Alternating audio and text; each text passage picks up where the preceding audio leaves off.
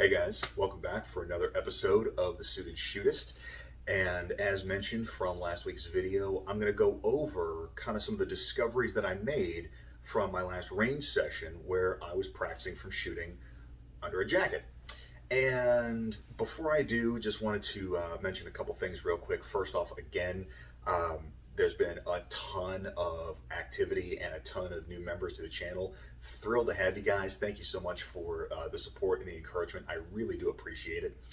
If you're not aware, we also have the Facebook group Bespoke Solutions, where there's a lot of conversations going on about some of the social fluency elements, some of the kind of balancing of wardrobe and concealment gear, some of the soft skills, and just a lot of the different things that I touch on in the channel.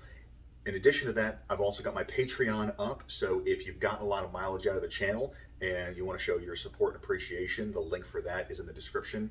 On top of that, we've got monthly live streams where we talk about some of the more lifestyle-oriented stuff, as well as if you want some one-on-one consultation, whether it's improving your wardrobe or some of the concealment aspects of it, that's an option for you as well. So the link for that is down in the description too. Let's get on with the show. I want to make sure that I'm delivering what I promised you and not taking up too much of your time. So as I mentioned in the video, aside from the specific technique of working from a sports jacket, where I am physically clearing the jacket with one hand while going for the garment with the other, I wanted to see how much these added layers of clothing were actually getting in the way. So what I did was just draw the first shot on a B8 repair center and did 5 rounds from an untucked shirt, then went to 5 rounds from a tucked shirt, and then an additional 5 rounds from the shirt over a jacket. And what I found out was kind of interesting. There wasn't a huge difference just between the tucked and the untucked shirt. The numbers were, my draw to first shot just with an untucked shirt was 1.94. From a tucked shirt, it was 1.98, so virtually the same. And I'm going to caveat this with a couple things. I'm fully aware that these times are unimpressive. I'm not happy about it myself, but I only have myself to blame. Obviously, there's a lot more dry fire in my future. This was as cold can possibly get. I hadn't handled a pistol in over a month at that point, and the last time was a local USPSA outlaw match. So, again, tucked versus untucked, virtually no difference, which is kind of surprising, kind of not, because if you go back and you look at the first time that I touched on this, and I'll include the card to it so that you can kind of see, it wasn't live fire, it was dry fire, and it wasn't as accurate, because yeah, I was tucking a shirt in, but it was I was wearing joggers, so it was elastic waistband, arguably a little more forgiving. Turns out that the conclusion that I had then is still the same conclusion from now.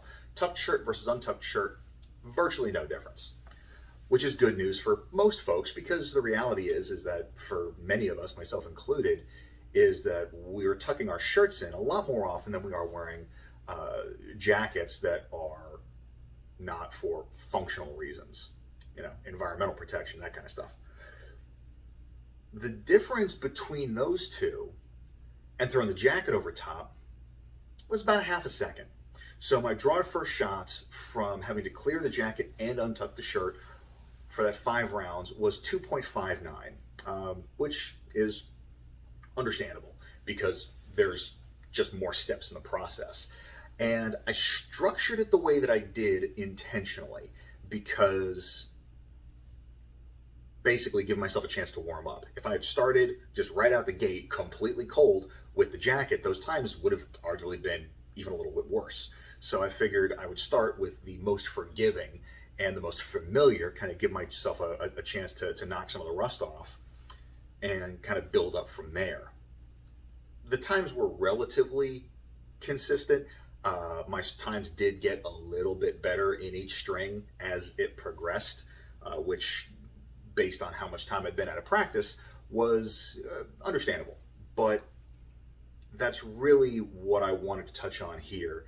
And just the fact that for a lot of you, especially those of you who are coming to this channel and are trying to figure out a way to incorporate a more elevated wardrobe as well as still maintaining your carry gear, the good news is that aside from the obvious of the more practice with it that you get, the better you're going to be, there is no appreciable difference, at least that I've found, between drawing just from a tucked in cover garment versus one that's untucked. So as long as you have a decent draw procedure, you should be good to go. It's no surprise that adding additional layers is going to add additional complexity and add time. That's not necessarily to say that you should practice like this because it's the hardest that you're going to be dealing with. I guess the biggest takeaway that I want you to have from this is you just need to make sure that your game plan is appropriately structured. If you've taken ECQC, this is what Craig Douglas talks about in terms of timing. If you know, and don't take my word for it, if you dress like this, go to Goodwill, spend 30 bucks on just some cheap jacket, take it to the range and try some of this stuff out for yourself. Find out what your delta is. I'm not bothered by the fact that it's a half a second slower for me to work that appendix draw with a jacket on. That just means that is something that I need to take into account. And if you're an ECQC graduate or you follow any of Craig's material, and I'll put a card here to his video about weapon access and timing specifically, that's the idea, is just like in jiu-jitsu where it's position before submission, you don't go to access your firearm until you are in control of the situation that's in front of you. If that is from an entanglement, then that means that you make sure that the limbs are occupied appropriately before you try and bring your gun into the equation, because otherwise it's y'all's gun. And it's kind of like the, it's like the communal cards in Texas Hold'em, where everybody's got access to them. So just some food for thought. The only other caveat that I will say is, like I said, I'm not putting these numbers up to try and impress anybody, but just to make sure that it's contextually appropriate, I was using my approved scoring zone was the black of a B8 repair center at 7 yards.